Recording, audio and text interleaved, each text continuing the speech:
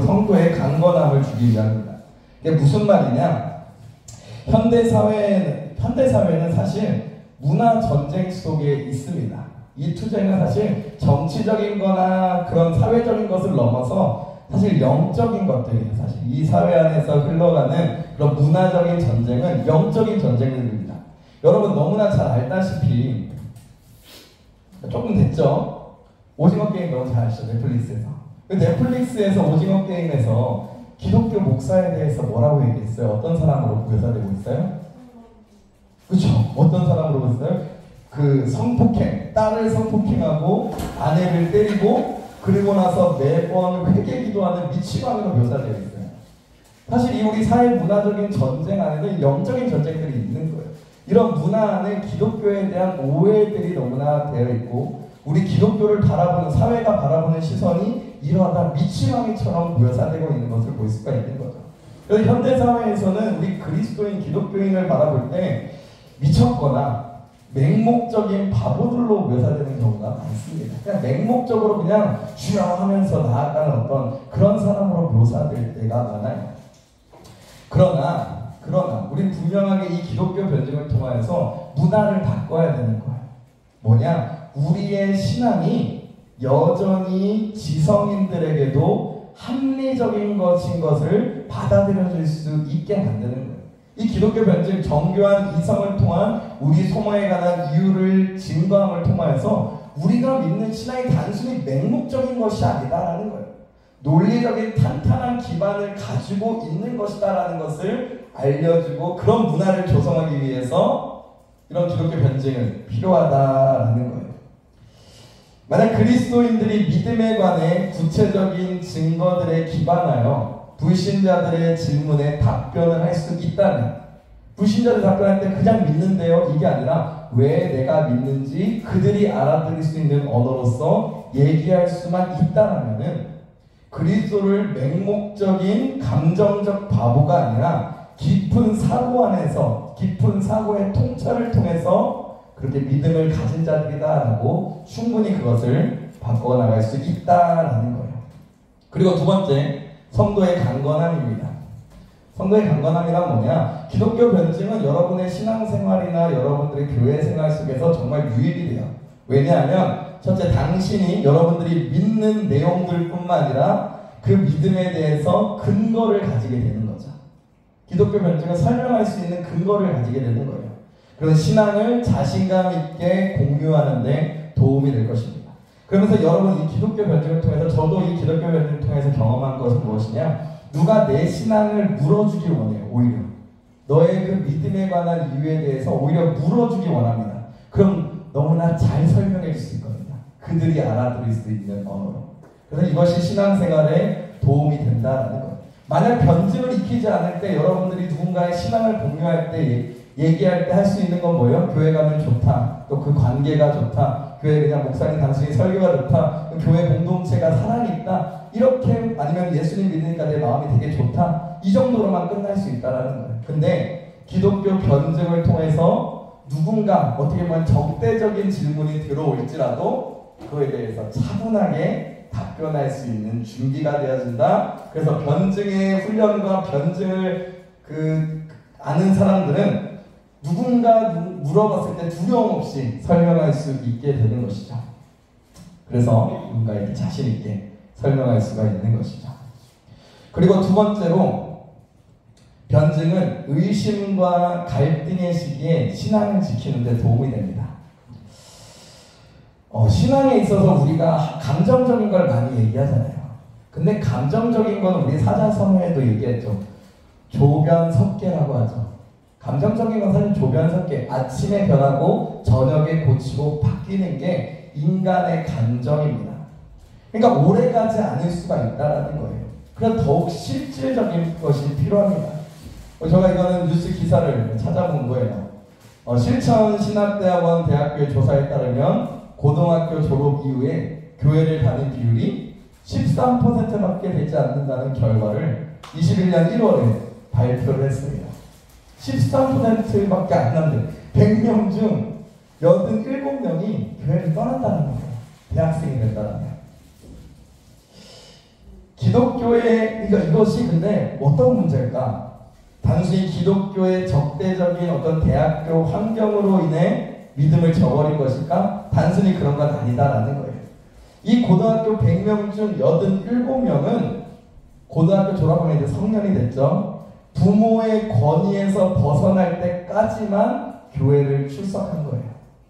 교회 이제 성년이 됐고 성인이 됐기 때문에 부모의 권위 아래서 벗어났을 때는 더 이상 교회와 또 신앙에 대해서 중요하게 여기지 않고 버리게 된다는 거죠.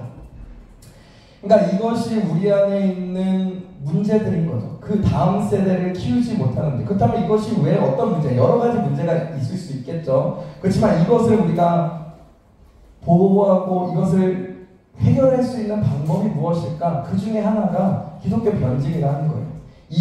어떤 신앙을 지키는데 의심과 갈등의 시기에 신앙을 지켜줄 수 있는 방법을 알려줘야 된다. 또 그것을 신앙에 대해 설명해줘야 된다는 거예요.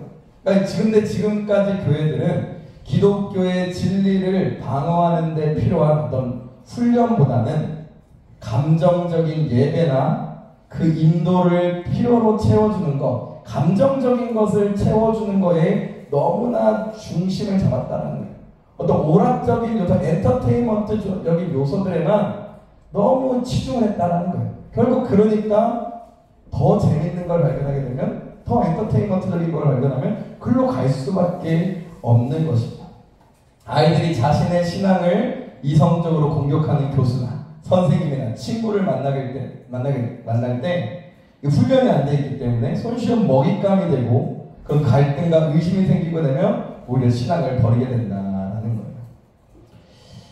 이러한 갈등 상황에서 우리가 승리하고 그 아이들을 다음 세대를 잘 이끌기 위해서는 그들이 어릴 때부터 그들의 신앙과 그들이 신앙 안에 가지고 있는 그 의문들에 대해서 우리가 답변해 줄 수 있어야 되는 거예요.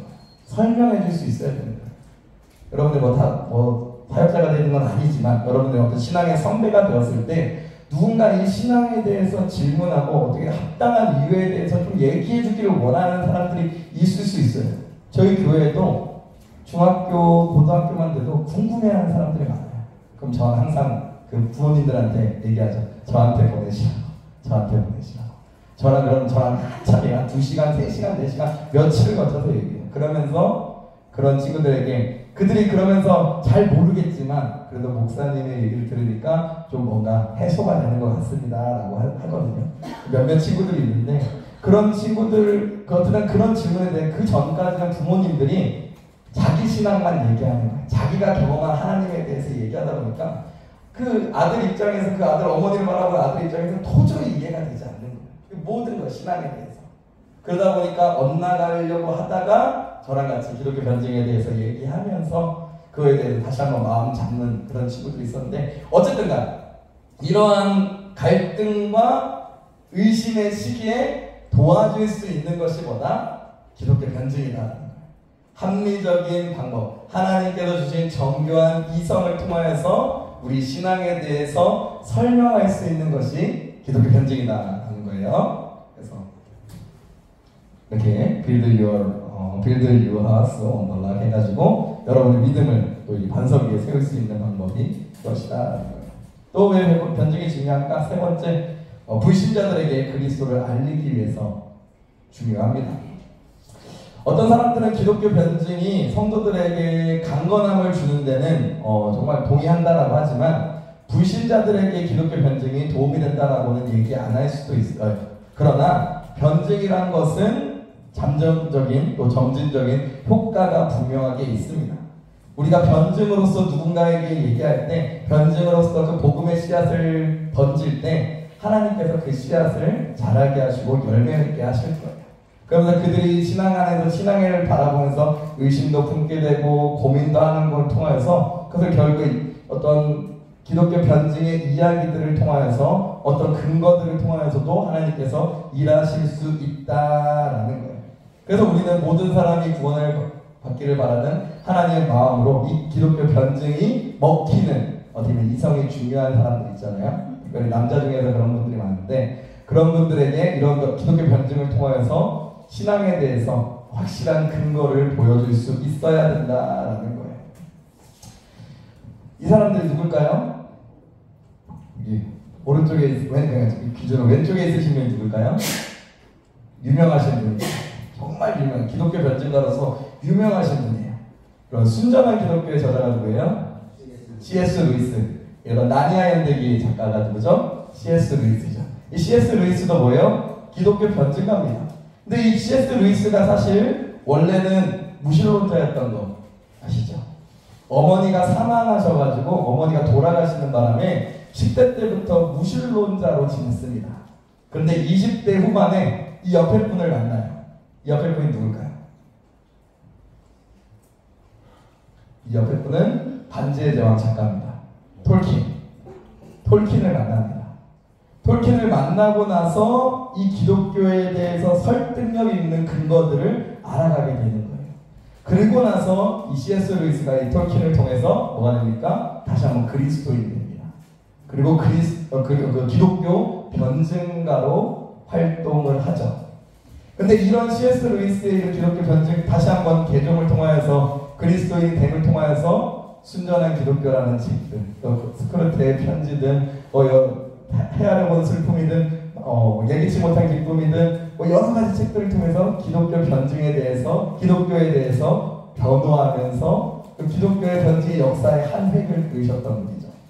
또 요즘은 또 대두되는 분이 있죠. 조던 피터슨이라고 캐나다 토론토 대학에서 원래는 그냥 어떤 임상심리학자로 하시다가 최근에 재작년쯤인가 기독교로 그리스도인으로 회심하셨죠. 그러면서 지금 되게 기독교에 대해서 증거하는 변증가로서 위대한 변증가로 지금 차근차근 이제 가고 계신데 어쨌든 그런 분들이 이런 이성적인 설명을 통하여서 믿음에 대해서 얘기하는 이런 분들이 세워지는 것은 적은 수이지만 그 영향력이 크다는 거예요. 적은 수 이런 분들이 지성인들이잖아요. 지성인들이 기독교인이 되어 그리스도인으로서 개종하면서 다시 한번 그리스도인 되면서 그 기독교에 대해서 변증하기 시작할 때 그런 분이 그리스도인 될 때 그 영향력이 크다라는 거예요. 기독교 변증은 이런 영향력을 가질 수 있는 사람을 키워내는 그런 학문과 또 그런 가르침이다라는 거예요. 여튼 그래서 어쨌든 이런 적은 수이지만 영향이 큰 사람들이 나타나게 되는 역할을 하게 됩니다. 학문적 기반이 되는 거죠. 불신자들에게 그리스도를 알리는데 또 변증은 효과적이에요. 얼마 전에 한국에서 좀 유행했던 거죠. 다시 재개봉했던 거죠. 예수는 역사다 하면서 예수의 부활이 역사적 사실임에 대해서 증거했던 스트로벨이 그 기자 출신인데 아내가 이제 윌로크릭 교회에서 회심을 했어요. 기독교인이 됐어요. 근데 남편 입장에서 마음에 안 드는 거예요. 이건 맹목적인 잘못된 사상에 빠진 거라고 생각하는 거예요. 그래서 이 스트로벨이 기독교 신앙이 잘못되었다라는 것을 열심히 연구합니다. 그래서 반박되는 증거를 막 찾아내요. 그러고 나서 결과적으로 뭐가 되냐? 예수 그리스도의 부활만 부정만 되면 기독교는 근간을 잃어버린다고 해가지고 그 부활이 거짓되다라는 자료들을 막 찾으려고 합니다. 근데 결론에 도달하면서 뭐라고 얘기하냐? 예수님은 정말로 죽음에서 부활하셨다. 이건 부정할 수 없는 사실이다. 그러면서 그 스트로벨이 기독교인으로 개종하게 되는 거죠. 그러면서 아내가 출석하는 윌로크릭 교회에 다시 오게 되면서 그 이야기가 예수님 역사다. 라는 책이죠. 또 복음주의 변증 이런 책들도 있으면 되게 쉬운 책이에요. 레이 크레이그 책 이런 책들도 있고 또 여러 책들이 있습니다. 존 프레임의 개혁파 변증아 이런 책들이 있는데 어떤 이런 여러 가지 이 책들을 통하여서 기독교에 대해서 알아가고 그 신앙에 대해서 이제 그 근간을 발견할 수 있는 책들이 이런 것들이죠. 그런데 변증은 효과적입니다. 그러면서 이런 것을 통하여서 결국 복음을 접근하게 이런 방식으로 접근되어져서 기독교인이 되시는 분들도 많이 있기 때문인 거죠. 그러면서 이렇게 변증에 대해서 기본적인 얘기를 했습니다. 근데 변증의 예시를 한번 잠깐 보고 잠깐 우리 쉬는 시간 갖고 구체적으로 한번 가보도록 할게요. 변증의 예시, 그러면 우리 변증에는 어떤 것일까? 좀 어려울 수 있습니다. 되게 철학적이기도 하고 어떤 논증적이기도 합니다. 저는 이걸 되게 좋아해요. 제가 전공이 경희대학교에서 수학을 했거든요. 수학과 출신입니다, 제가. 그러다 보니까 이런 논리가 정말로 중요하거든요. 제 입장에서. 신앙에 있어서 저도 고민을 많이 했어요, 신앙에 대해서. 저에게는 분명한 로직이 짜여져야 되고 분명한 논리가 되어져야지만 사실 믿음에 대해 그것을 인정하고 따르게 되는데, 사실 우리 안에서 배웠던 것들이 그런 것들이 참 적잖아요. 근데 이제 기독교 변증을 통해서 다시 한번 하나님의 은혜를 경험하게 되었었죠. 그래서 변증의 예시가 어떤 것이냐, 첫 번째 신존재 논증이 있습니다. 기본적으로 이게 가장 베이직에 깔려야 되는 거예요. 왜냐하면 기독교 변증을 우리가 얘기하고 누군가랑 얘기하기 시작할 때 사실 지금 옛날에는 좀 달랐어요. 근데 지금 시대는 뭐예요? 신 자체에 대해서 부정하는 시대입니다. 예전에는 우리가 부모 세대만 해도 뭔가 있다라는 사실, 신이 있다라는 사실을 어렴풋이 인정하는 시대였어요. 근데 지금의 시대는, 우리가 마주하는 시대는 뭐냐? 어떤 시대냐? 신이란 것 자체를 부정하는 시대인 거예요. 그렇다면 우리가 가장 기본적으로 해야 될 것이 무엇이냐? 바로 신 존재에 대해서 얘기해야 되는 거예요. 근데 신 존재는 두 가지로 나눠집니다. 두 가지로 논증이 나눠져요. 첫 번째, 경험적 논증으로 나눠지고요. 두 번째, 선언적 논증으로 나눠집니다. 근데 이건 우리가 다 볼 건 아니에요. 몇 가지만 보면서 이렇게 변증이 되어지고 이렇게 얘기할 수 있다는 것만 보는 거예요. 그러면 이 신존재를 통해서 경험적 논증, 우주론적 논증, 도덕적 논증, 또 선언적 논증에서 논리적 타당성, 도덕적 타당성, 과학적 제일성, 이런 일부의 예시들입니다. 이런 예시들을 통하여서 정말로 신이라는 게 존재한다라는 것을 설명할 수가 있어요.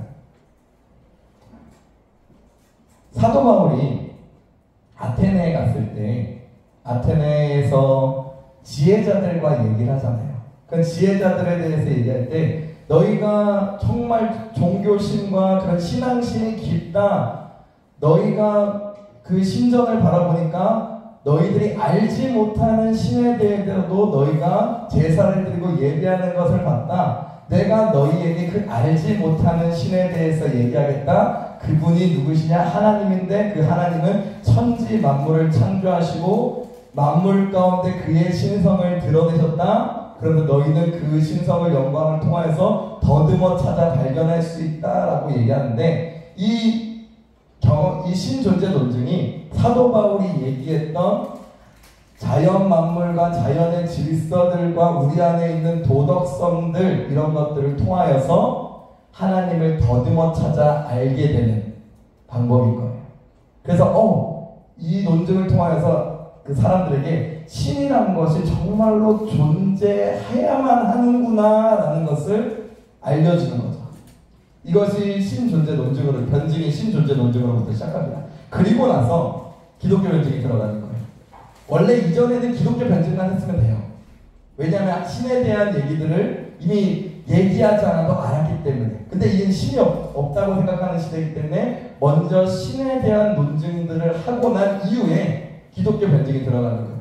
그렇다면 신이 오케이, 신 있는 거 알겠어. 신이 있어야만 함을 알겠어. 그럼 왜 기독교의 하나님이냐? 그 신이 왜 그렇다면 왜 특별히 기독교의 하나님이어야만 하냐라고 얘기할 때, 신 존재 증명을 통해서 나타난 그 신의 모습이 인격적인 존재이기 때문에, 또 그 인격적인 존재가 성경 안에서 성삼위일체로서 우리가 들어가기 때문에, 또 그것이 예수 그리스도를 통해서 완전한 사람으로 드러나기 때문에 기독교의 하나님일 수밖에 없다라고 얘기하는 거예요. 그럼 이 얘기들 그 다음에 뭐가 나오겠어요? 그러면 그 근거가 어디냐? 성경에 있다. 왜 성경이 하나님의 말씀이냐? 성경에 대한 변증이 들어가는 거예요. 그러나 성경이 왜 하나님의 말씀일까? 그 안에 일관성, 예언과 성취가 수많은 저자들이 썼음에도 불구하고 예언과 성취가 완벽하게 이루어지는 그 내용의 일관성들과 또 그 안에 있는 성경에 대한 그 계시들의 그런 일관성과 그 메시지들이 그대로 이루어지는 증거들을 통해서 성경에 대한 얘기를 하는 거죠. 그럼 성경에 대한 변증까지 끝났습니다. 그러고 나서 뭘 얘기하냐? 성경에서 얘기하고 있는 그 결정체이신 예수 그리스도에 대해서 얘기하는 거예요. 예수 그리스도에 대해서 얘기할 때 가장 중요한 거죠. 부활이라는 거죠. 우리의 신앙의 근간이 되는. 부활은 그렇다면 역사적 사실이냐? 그냥 성경에 써있는 어떤 그냥 내용들 신화냐? 아니다라는 거예요. 부활은 역사적 사실로 증거될 수 있다. 논리적인 증거로서 충분히 증거될 수 있다라고 우리는 그 성경에 대한 근데 이 얘기들이 성경에 대한 어떤 기독교에 대한 얘기를 하지만 성경을 근거로 얘기하는 건 어떤 자료로서 근거로서 얘기되지만 성경 외 모든 자료로서 충분히 될 수 있다는 이성적인 얘기들을 통하여서 논리적인 근거들을 통하여서 역사적인 근거들을 통하여 자료들을 통하여서 그래서 예수에 대한 변증으로 가는 거고 그렇다면 예수에 대한 변증을 얘기할 때 마지막에 얘기했으니까 이거죠. 왜 그렇다면 예수만이 하나님께 이르는 유일한 길인가? 이것까지 설명을 통해서 기독교의 진리가 사실인 것과 설득력이 있다는 것을 차근차근 기독교 변증을 통해서 알려줄 수 있다는 거예요. 그래서 변증이라는 것이 우리 신앙에서 그 갈등의 시기와 누군가 대적하는 질문에 대해서 방어할 수 있는 중요한 역할과 도구가 되어진다는 것을 변증에 대한 소개로 이렇게 했습니다. 혹시 질문사항 있나요? 질문사항 있으시면 질문 받고 잠깐 쉬고 그럼 구체적인 예시들을 한번 오늘 볼 거예요. 구체적인 예시들.